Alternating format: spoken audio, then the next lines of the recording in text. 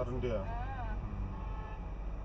ഏത് നിങ്ങളുടെ സൈഡിലല്ലേ ചക്കയുടെ സൈഡില് നല്ല രസം ഇരിക്കുന്നത്. ഇതേ പോകുന്ന ആ വൈറ്റ് കാർ നമ്മുടെ ഫ്രണ്ടിൽ പോകുന്നു.